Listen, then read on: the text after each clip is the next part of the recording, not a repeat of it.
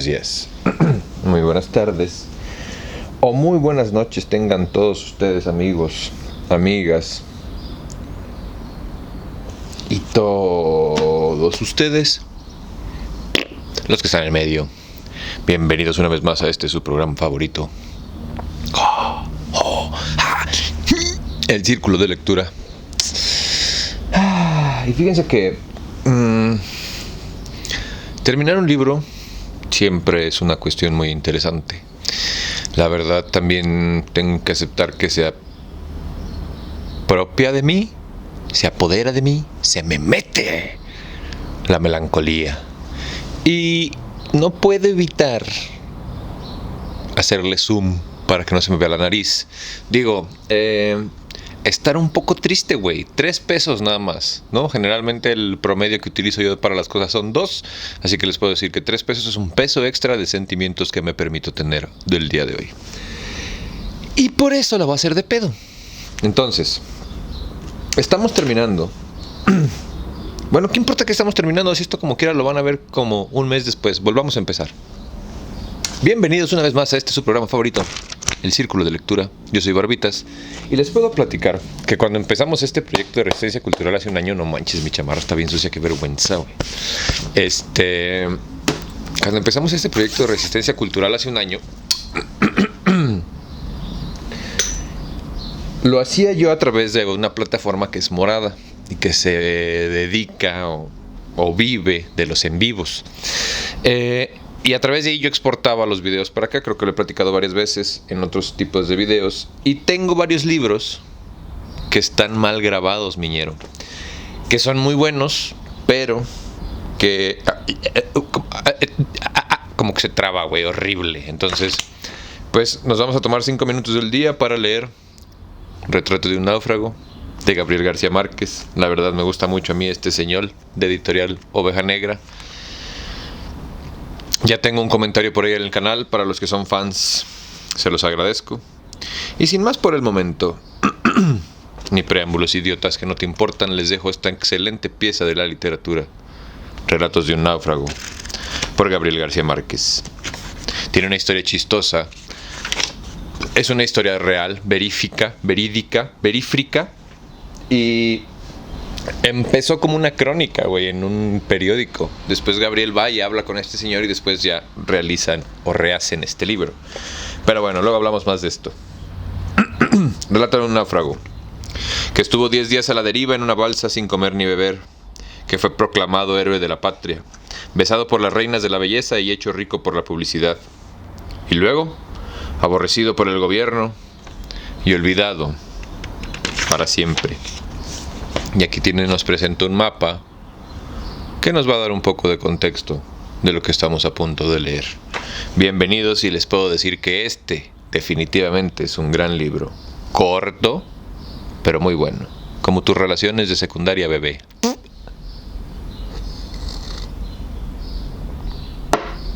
Acuérdense que no importa el tamaño de la pieza, sino lo traviesa y el tiempo que esté tiesa. La historia de esta historia. El 28 de febrero de 1955 se conoció la noticia de que 8 miembros de la tripulación del destructor Caldas de la Marina de Guerra de Colombia habían caído al agua y desaparecido a causa de una tormenta en el Mar Caribe. La nave viajaba desde Mobile, Estados Unidos, donde habría sido sometida a reparaciones, hacia el puerto colombiano de Cartagena, a donde llegó sin retraso 2 horas después de la tragedia. La búsqueda de los náufragos se inició de inmediato, con la colaboración de las fuerzas norteamericanas del Canal de Panamá, que hacen oficios de control militar y otras obras de caridad en el sur del Caribe. Al cabo de 4 días se desistió de la búsqueda y los marineros perdidos fueron declarados oficialmente muertos. Una semana más tarde, sin embargo, uno de ellos apareció moribundo en una playa desierta del norte de Colombia, después de permanecer 10 días sin comer ni beber en una balsa a la deriva. Se llamaba Luis Alejandro Velasco. Este libro es la reconstrucción periodística de lo que él me contó, tal como fue publicado un mes después por el desastre por el diario El Espectador de Bogotá.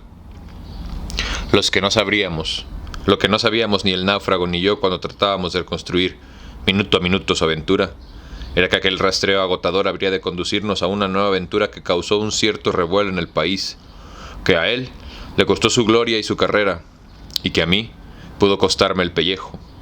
Colombia estaba entonces bajo las dictaduras militar y folclórica del general Gustavo Rojas Pinilla, cuyas dos hazañas más memorables fueron una matanza de estudiantes en el centro de la capital, cuando el ejército desbarató a balazos una manifestación pacífica, como en Tlatelolco, y el asesinato por la policía secreta de un número nunca establecido de taurófilos dominicales que abuchaban a la hija del dictador en la Plaza de Toros. La prensa estaba censurada y el problema diario de los periódicos de oposición era encontrar asuntos sin gérmenes políticos para entretener a los lectores. En El Espectador, los encargados de ese honorable trabajo de panadería éramos Guillermo Cano, director, José Salgar, jefe de redacción, y yo, reportero de planta. Ninguno era mayor de 30 años.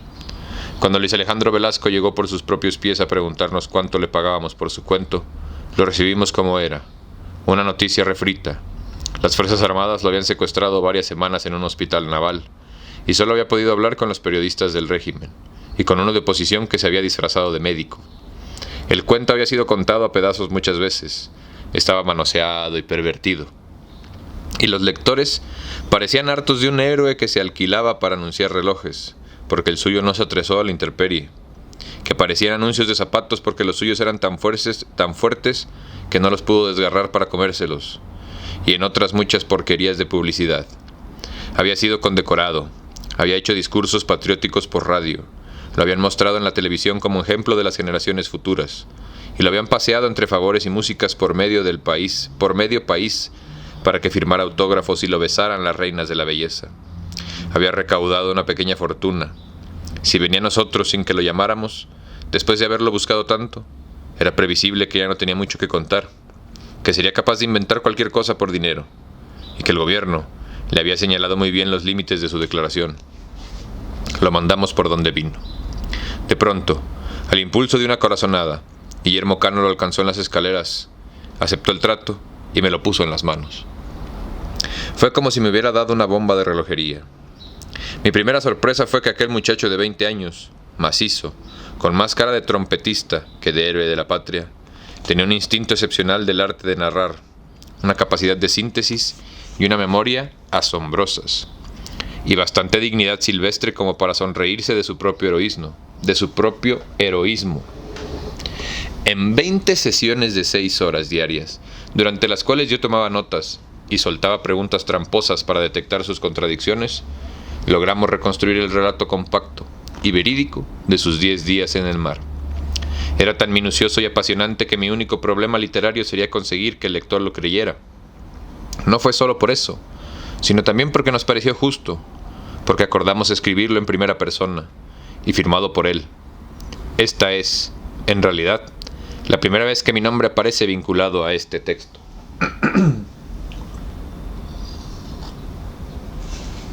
El que, si tienen por ahí 100 años de soledad y ya no lo quieren, me lo mandan.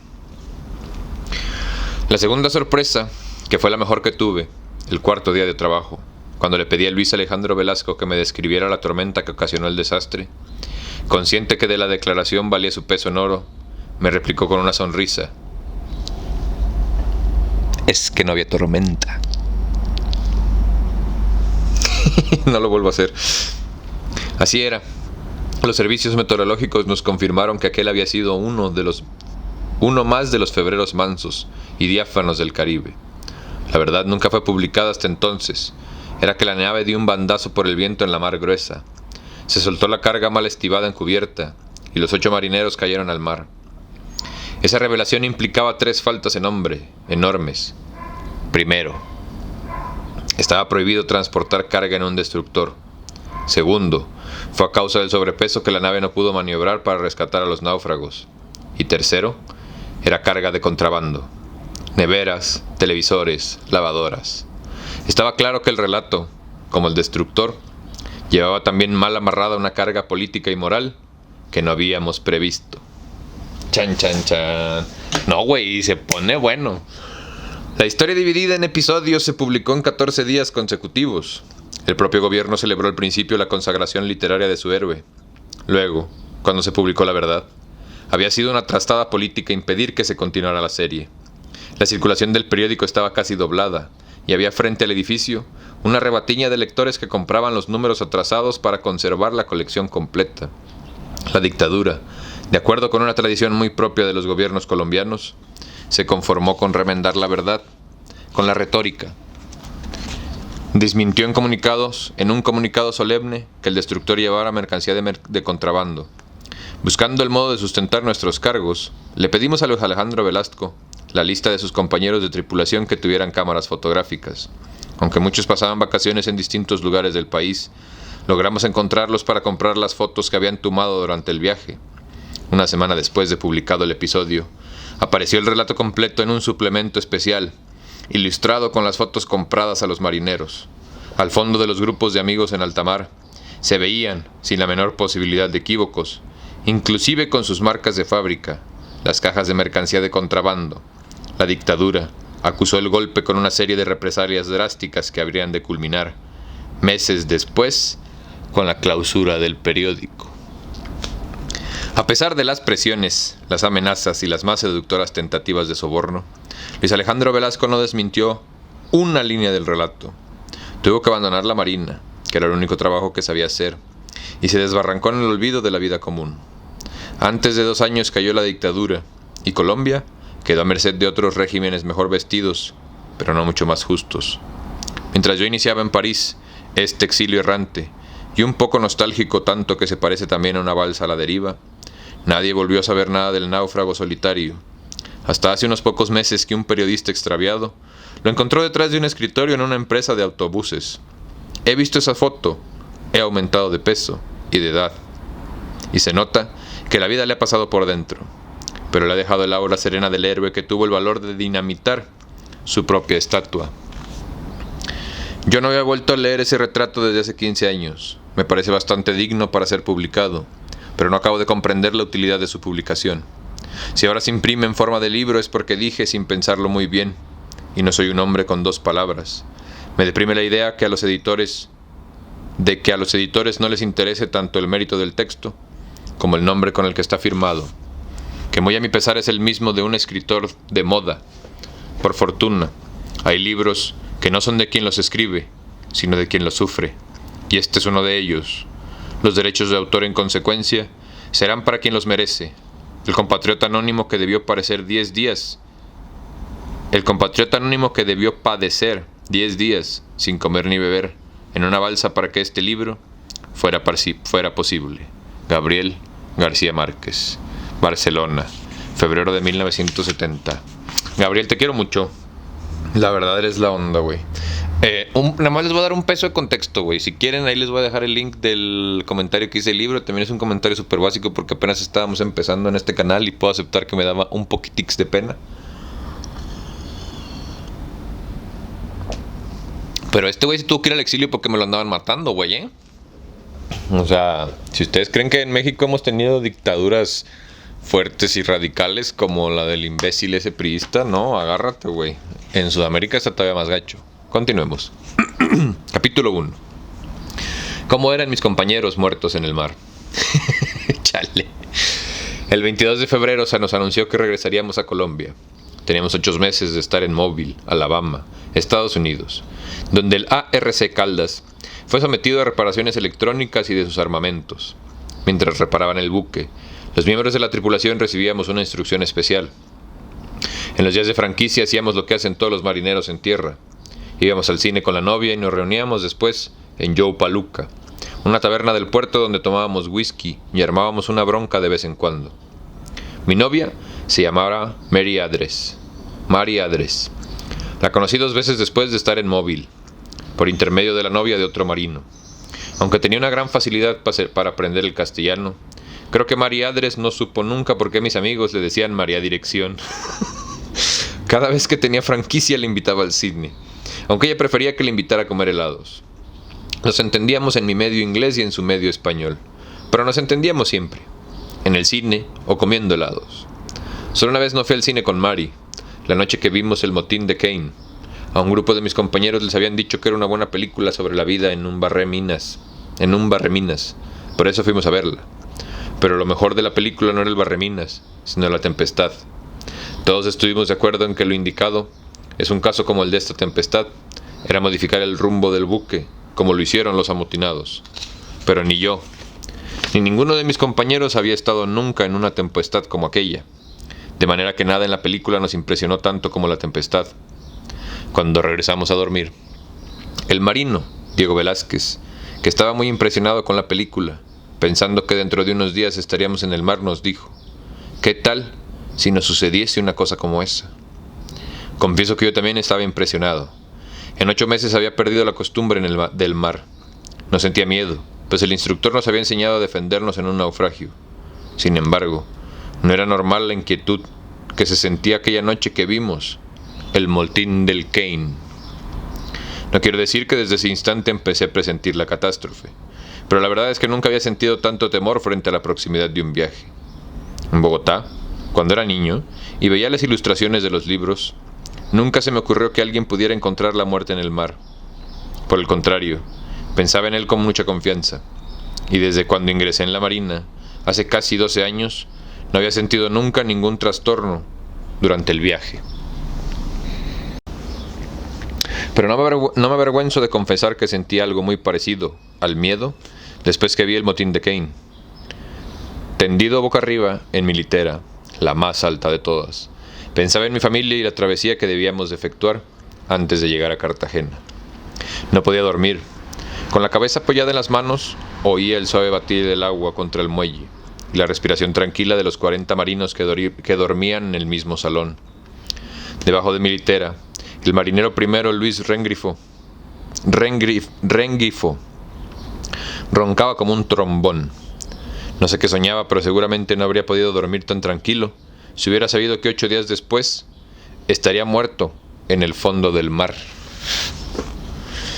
La inquietud me duró toda la semana. El día del viaje se aproximaba con alarmante rapidez y yo trataba de infundirme seguridad en la conversación con mis compañeros. El ARC Caldas estaba listo para partir. Durante esos días se hablaba con más insistencia de nuestras faenas, de nuestras familias en Colombia y de nuestros proyectos para el regreso.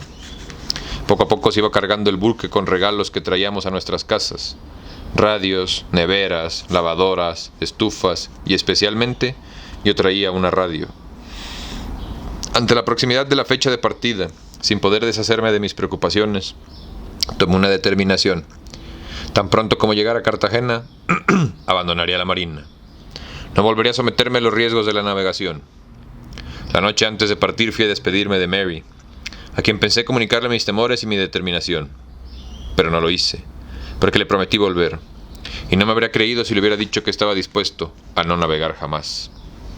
Al único que comuniqué mi determinación fue a mi amigo íntimo, el marinero segundo, Ramón Herrera, quien me confesó que también había decidido abandonar la Marina tan pronto como llegara a Cartagena. Compartiendo nuestros temores, Ramón Herrera y yo nos fuimos con el marinero Diego Velázquez a tomar un whisky de despedida en Joe Palooka. Está chistoso ese nombre, ¿no? Joe Palooka. Pensábamos tomarnos un whisky, pero nos tomamos 5 botellas. Nuestras amigas de casi todas las noches conocían la noticia de nuestro viaje y decidieron despedirse, emborracharse y llorar en prueba de gratitud. El director de orquesta, un hombre serio, con unos anteojos que no le permitían parecer un músico, tocó en nuestro honor un programa de mambos y tangos, creyendo que era música colombiana. Nuestras amigas lloraron y tomaron whisky de $1.50 la botella. Imagínate $1.50 la botella, güey, para que digan que la pinche inflación no pega. A ustedes que les encanta perder y desperdiciar su vida borrachos. Como en esta última semana nos habían pagado 3 veces, nosotros resolvimos echar la casa por la ventana. Yo, porque estaba preocupado y quería emborracharme. Ramón Herrera, porque estaba alegre como siempre, porque era de Arjona y sabía tocar el tambor y tenía una singular habilidad para imitar a todos los cantantes de moda. Un poco antes de retirarnos, un marinero norteamericano se acercó a la mesa y le pidió permiso a Ramón Herrera para bailar con su pareja, una rubia enorme, que era la que menos bebía y la que más lloraba. Sinceramente, el norteamericano pidió permiso en inglés, y Ramón Herrera le dio una sacudida diciendo en español: no entiendo un carajo. Fue una de las mejores broncas de móvil, con sillas rotas en la cabeza, radiopatrullas y policías. Ramón Herrera, que logró ponerle 2 buenos pescozones al norteamericano, regresó al buque a la 1 de la madrugada, imitando a Daniel Santos. Dijo que era la última vez que se embarcaba. Y en realidad fue la última. A las 3 de la madrugada del 24 de febrero, zarpó el ARC Caldas del puerto de Móvil, rumbo a Cartagena. Todos sentíamos la felicidad de regresar a casa. Todos teníamos regalos. El cabo primero Miguel Ortega, artillero, parecía el más alegre de todos. Creo que ningún marino había sido nunca más juicioso que el cabo Miguel Ortega. Durante sus 8 meses en Móvil, no despilfarró $1. Todo el dinero que recibió lo invirtió en regalos para su esposa, que le esperaba en Cartagena. Esa madrugada, cuando nos embarcamos, el cabo Miguel Ortega estaba en el puente, precisamente hablando de su esposa y de sus hijos, lo cual no era una casualidad, porque nunca hablaba de otra cosa. Traía una nevera, una lavadora automática y un radio y una estufa. 12 horas después, el cabo Miguel Ortega estaría tumbado en su litera, muriéndose del mareo, y 72 horas después, estaría muerto en el fondo del mar.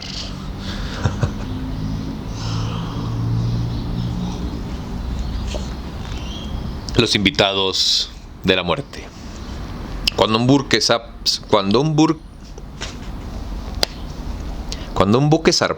se da la orden. Servicio personal a sus puestos de buque. Cada uno permanece en su puesto hasta cuando la nave sale del puerto. Silencioso en mi puerto, frente a la torre de los torpedos. Yo veía perderse en la niebla las luces de Móvil, pero no pensaba en Mary, pensaba en el mar. Sabía que al día siguiente estaríamos en el Golfo de México, y que por esta época del año es una ruta peligrosa. Hasta el amanecer, no había el teniente de fragata Jaime Martínez Diago, segundo oficial de operaciones, que fue el único oficial muerto en la catástrofe. Era un hombre alto, fornido y silencioso, a quien vi en muy pocas ocasiones. Sabía que era natural del Tolima y una excelente persona. En cambio, esa madrugada, vi al suboficial primero Julio Amador Caraballo, segundo contramaestre, alto y bien plantado, que pasó junto a mí. Contempló por un instante las últimas luces de Móvil y se dirigió a su puesto. Creo que fue la última vez que lo vi en el buque. Ninguno de los tripulantes del Caldas manifestaba su alegría de regreso más estrepitosamente que el suboficial Elías Abogal, jefe de maquinistas. Era un lobo de mar, pequeño de piel curtida, robusto y conversador. Tenía alrededor de 40 años y creo que la mayoría de ellos los pasó conversando. El suboficial Sabogal tenía motivos para estar más contento que nadie. En Cartagena lo esperaban su esposa y sus 6 hijos, pero solo conocía 5. El menor había nacido mientras nos encontrábamos en Móvil. Hasta el amanecer, el viaje fue perfectamente tranquilo. En una hora me había acostumbrado nuevamente a la navegación. Las luces de Móvil se perdían en la distancia, entre la niebla de un día tranquilo, y por el oriente se veía el sol, que empezaba a levantarse. Ahora no me sentí inquieto, sino fatigado. No había dormido en toda la noche. Tenía sed y un mal recuerdo del whisky. A las 6 de la mañana salimos del puerto. Entonces se dio la orden. Servicio personal, retirarse. Guardias de mar a sus puestos. Tan pronto oí la orden me dirigí al dormitorio. Debajo de mi litera, sentado, estaba Luis Rengrifo, frotándose los ojos para acabar de despertar. ¿Por dónde vamos?, me preguntó Luis Rengrifo. Le dije que acabamos de salir del puerto. Luego subí de mi litera y traté de dormir un rato. Luis Rengrifo era un marido completo. Había nacido en Chocó, lejos del mar, pero llevaba el mar en la sangre. Cuando el Caldas entró en reparación en Móvil, Luis Rengrifo no formaba parte de su tripulación. Se encontraba en Washington haciendo un curso de armería.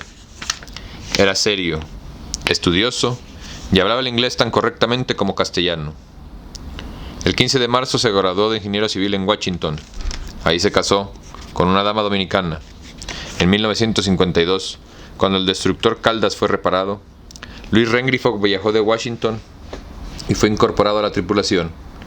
Me había dicho pocos días antes de salir de Móvil que lo primero que haría al llegar a Colombia sería adelantar las gestiones para trasladar a su esposa a Cartagena. Como tenía tanto tiempo de no viajar, yo estaba seguro de que Luis Rengrifo sufriría de mareos. Esa primera madrugada de nuestro viaje, mientras se vestía, me preguntó: ¿todavía no te has mareado? Le respondí que no. Rengrifo dijo entonces: dentro de 2 o 3 horas te veré con la lengua de fuera. Así te veré yo a ti, le dije. Y él respondió: el día que yo me mareé, ese día se marea el mar. Acostado en mi litera, trataba de conciliar el sueño. Yo volví a acordarme de la tempestad. Renacieron mis temores de la noche anterior. Otra vez preocupado, me volví hacia donde Luis Rengrifo acababa de vestirse y le dije: ten cuidado, no vaya y sea que la lengua te castigue. Por eso los marineros son bien supersticiosos, güey. No conozco a nadie más marinero que un supersticioso, que una enfermera. Y lo dije así a propósito. No conozco a nadie más marinero que un supersticioso, que una enfermera, güey. Ahí se los dejo de tarea. Capítulo 2. O enfermero. ¿Ah? Capítulo 2. Mis últimos minutos a bordo del barco Lobo. Ya estamos en el Golfo, me dijo uno de mis compañeros, cuando me levanté a almorzar el 26 de febrero. El día anterior había sentido un poco de temor por el tiempo del Golfo de México, pero el destructor, a pesar de que se movía un poco, se deslizaba con suavidad. Pensé con alegría que mis temores habían sido infundados, y salí a cubierta. La silueta de la costa se había borrado. Solo el mar verde y el cielo azul se extendían en torno a nosotros. Sin embargo, en la media cubierta, el cabo Miguel Ortega estaba sentado, pálido y desencajado, luchando con el mareo. Eso había empezado desde antes, desde cuando todavía no habían desaparecido las luces de móvil, y durante las últimas 24 horas, el cabo Miguel Ortega no había podido mantenerse en pie, a pesar de que no era un novato en el mar. Miguel Ortega había estado en Corea, en la fragata Almirante Padilla. Había viajado mucho y estaba familiarizado con el mar. Sin embargo, a pesar de que el Golfo estaba tranquilo, fue preciso ayudarle a moverse para que pudiera prestar la guardia. Parecía un agonizante. No toleraba ninguna clase de alimentos, y sus compañeros de guardia lo sentamos en la popa o en la media cubierta hasta cuando se recibía la orden de trasladarlo al dormitorio. Entonces se tendía boca abajo en su litera, con la cabeza hacia afuera, esperando la vomitona. Creo que fue Ramón Herrera quien me dijo el 26 en la noche que la cosa se pondría dura en el Caribe. De acuerdo con nuestros cálculos, saldríamos del Golfo de México después de la medianoche. En mi puesto de guardia, frente a la torre de los torpedos, yo pensaba con optimismo en nuestra llegada a Cartagena. La noche era clara y el cielo, alto y redondo, estaba lleno de estrellas. Desde esa noche me di el gusto, mientras el RC Caldas avanzaba serenamente hacia el Caribe. Creo que un viejo marinero que se haya viajado por todo el mundo puede saber en qué mar se encuentra por la manera de moverse el barco. La experiencia de ese mar, donde hice mis primeras armas, me indicó que estábamos en el Caribe. Miré el reloj. Eran las 12:30 de la noche. Las 12:31 de la madrugada del 27 de febrero. Aunque el buque no se hubiera movido tanto, yo hubiera sabido que estábamos en el Caribe. Pero se movía. Yo, que nunca he sentido mareos, empecé a sentirme intranquilo. Sentí un extraño presentimiento y sin saber por qué. Me acordé entonces del cabo Miguel Ortega, que estaba allá abajo, en su litera, echando el estómago por la boca. A las 6 de la mañana, el destructor se movía como un cascarón. Luis Rengrifo estaba despierto, una litera debajo de la mía. «Gordo», me dijo, «¿todavía no te has mareado?» Le dije que no, pero le manifesté mis temores. Rengrifo, que como he dicho era ingeniero, muy estudioso y buen marino, me hizo entonces una exposición de los motivos por los cuales no había el menor peligro de que el Caldas le ocurriera un accidente en el Caribe. «Es un barco Lobo», me dijo, y me recordó que durante la guerra, en esas mismas aguas, el destructor colombiano había hundido un submarino alemán. «Es un buque seguro», decía Luis Rengrifo, y yo acostado en mi litera, sin poder dormir a causa de los movimientos de la nave.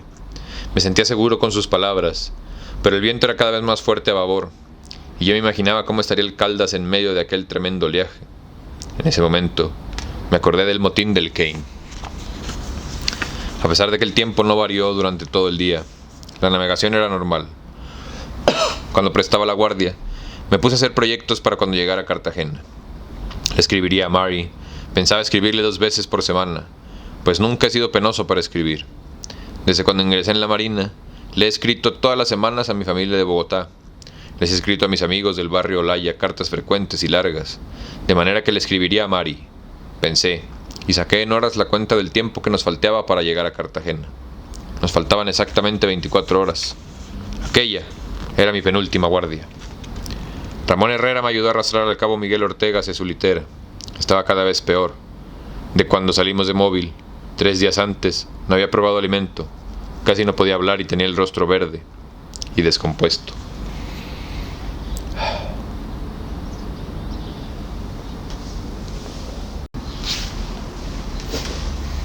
No, sí, Miñero, hace frío, pero por andar quedando bien con ustedes de estar limpio, chingao. No es lo malo de las chamarritas estas como de...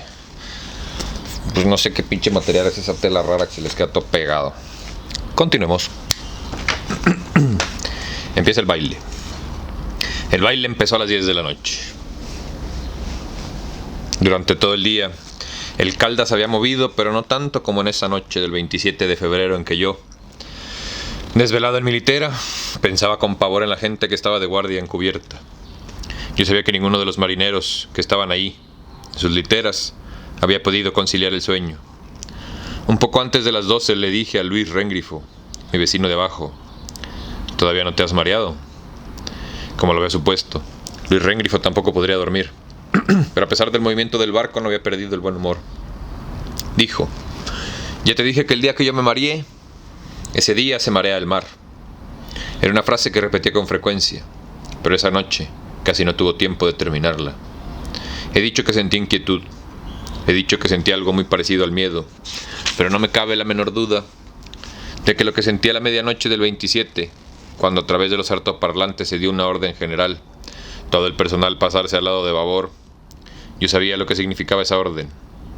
El barco estaba escorando peligrosamente a estribor y trataba de equilibrarlo con nuestro peso. Por primera vez, en 2 años de navegación, tuve un verdadero miedo al mar. El viento silbaba ahí arriba, donde el personal de cubierta debía de estar empapado y titiritando. Tan pronto como oí la orden, salté de la tarima. Con mucha calma, Luis Rengrifo se puso de pie y se fue a una de las tarimas de babor, que estaban desocupadas, porque pertenecían al personal de guardia. Agarrándome a las otras literas traté de caminar, pero en ese instante me acordé de Miguel Ortega. No podía moverse. Cuando yo la orden había tratado de levantarte, pero había caído nuevamente en su litera, vencido por el mareo y el agotamiento. Lo ayudé a incorporarse y lo coloqué en su litera de babor. Con la voz apagada me dijo que se sentía muy mal. Vamos a conseguir que no hagas la guardia, le dije. Puede parecer un mal chiste, pero si Miguel Ortega se hubiera quedado en su litera ahora, no estaría muerto. Sin haber dormido un minuto a las 4 de la madrugada del 28, nos reunimos en popa 6 de la guardia disponibles. Entre ellos, Ramón Herrera, mi compañero de todos los días. El suboficial de guardia Guillermo Rosso. Aquella fue mi última visión a bordo. Sabía que a las 2 de la tarde estaríamos en Cartagena. Pensaba dormir tan pronto como entregar a la guardia, para poder divertirme esa noche en tierra firme, después de 8 meses de ausencia. A las 5:30 de la madrugada fui a pasar revista a todos los viejos fondos, acompañado por un grumete. A las 7 relevamos los puestos de servicio efectivo para desayunar. A las 8 volvieron a relevarnos. Exactamente a esa hora entregué mi última guardia, sin novedad, a pesar de que la brisa arreciaba y de que las olas, cada vez más altas, reventaban en el puente y bañaban la cubierta. ¡Ay, güey! En popa estaba Ramón Herrera. Ahí estaba también como salvavidas de guardia Luis Rengrifo, con los auriculares puestos. En la media cubierta, recostado, agonizando con su eterno mareo, estaba el cabo Miguel Ortega. En ese lugar se sentía menos el movimiento. Conversé un momento con el marinero segundo Eduardo Castillo, almacenista, soltero, bogotano y muy reservado. No recuerdo de qué hablamos, solo sé que desde ese instante no volvimos a vernos, hasta cuando se hundió en el mar, pocas horas después. Ramón Herrera estaba recogiendo unos cartones para cubrirse con ellos y tratar de dormir. Con el movimiento, era imposible descansar en los dormitorios.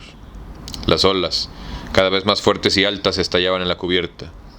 Entre las neveras, las lavadoras y las estufas, fuertemente aseguradas en la popa, Ramón Herrera y yo nos acostamos, bien ajustados, para evitar que nos arrastrara una ola. Tendido boca arriba, yo contemplaba el cielo. Me sentía más tranquilo acostado, con la seguridad de que dentro de pocas horas estaríamos en la bahía de Cartagena. No había tempestad. El día estaba perfectamente claro, la visibilidad era completa y el cielo estaba profundamente azul. Ahora, ni siquiera me apretaban las botas, pues me las había cambiado por unos zapatos de caucho, después de que entregué la guardia. Un minuto de silencio. Luis Rengrifo me preguntó la hora. Eran las 11:30. Desde hace una hora el buque empezó a escorar, a inclinarse peligrosamente a estribor. A través de los altaparlantes se repitió la orden de la noche anterior. Todo el personal ponerse al lado de babor. Ramón Herrera y yo no nos movimos, porque estábamos de ese lado. Pensé en el cabo Miguel Ortega, quien en un momento antes había visto a estribor, pero casi en el mismo instante lo vi pasar tambaleando. Se tumbó a babor agonizando con su mareo. En ese instante, el buque se inclinó pavorosamente. Se fue. Aguanté la respiración. Una ola enorme reventó sobre nosotros y quedamos empapados como si acabáramos de salir del mar. Con mucha lentitud, trabajosamente, el destructor recobró su posición normal. En la guardia Luis Rengrifo estaba lívido. Dijo nerviosamente: ¡qué vaina! Este buque se está yendo y no quiere volver. Era la primera vez que veía nervioso a Luis Rengrifo junto a mí.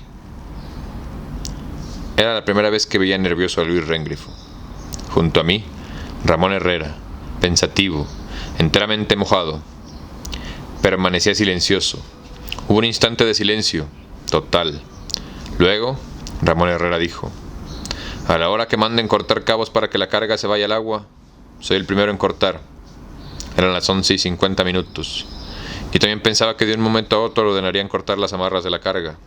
Es lo que se llama zafarrancho de aligeramiento. Radios, neveras y estufas habrían caído al agua tan pronto como hubieran dado la orden. Pensé que en ese caso tendría que bajar al dormitorio, pues en la popa estábamos seguros, porque habíamos logrado asegurarnos entre las neveras y las estufas. Sin ellas, nos habría arrastrado la ola. El buque seguía defendiéndose del oleaje, pero cada vez escoraba más. Ramón Herrera rodó una carpa y se cubrió con ella. Una nueva ola, más grande que la anterior, volvió a reventar sobre nosotros, que ya estábamos protegidos por la carpa. Me sujeté la cabeza con las manos mientras pasaba la ola, y medio minuto después, carrasparon los altavoces. Van a dar la orden de cortar la carga, pensé, pero la orden fue otra, dada con una voz segura y reposada. Personal que transita en cubierta, usar salvavidas. Claramente Luis Rengrifo sostuvo con una mano los auriculares y se puso el salvavidas con la otra, como después de cada ola grande. Yo sentía primero un gran vacío y después un gran profundo silencio. Vi a Luis Rengrifo que, con el salvavidas puesto, volvió a colocarse los auriculares. Entonces cerré los ojos y oí perfectamente el tic-tac de mi reloj. Escuché el reloj durante 1 minuto aproximadamente. Ramón Herrera no se movía. Calculé que debía de faltar 1/4 para las 12. 2 horas para llegar a Cartagena. El buque pareció suspendido en el aire por un segundo. Saqué la mano para mirar la hora, pero en ese instante no vi el brazo, ni la mano, ni el reloj. No vi la ola. Sentí que la nave se iba del todo, y que la carga en que me apoyaba se estaba rodando. Me puse de pie, y en una fracción de segundo el agua me llegaba al cuello. Con los ojos desorbitados, verde y silencioso, vi a Luis Rengrifo que trataba de sobresalir, sosteniendo los auriculares en alto. Entonces el agua me cubrió por completo y empecé a nadar hacia arriba. Tratando de salir a flote, nadé hacia arriba por espacio de 1, 2, 3 segundos. Seguí nadando hacia arriba. Me faltaba aire. Me asfixiaba. Traté de agarrarme la carga, pero ya la carga no estaba ahí. Ya no había nada alrededor. Cuando salí a frote, no vi en torno mío nada distinto del mar. Un segundo después, como a 100 metros de distancia, el buque surgió de entre las olas, chorreando agua por todos lados, como un submarino. Solo entonces me di cuenta de que había caído al agua. Tin, tin, tin.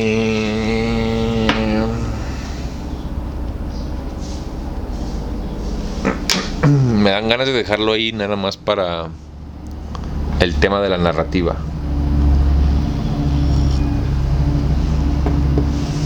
Así que sin más por el momento ni preámbulos que no te importan, muchísimas gracias por venir. Yo soy Barbitas y nos vemos a la próxima.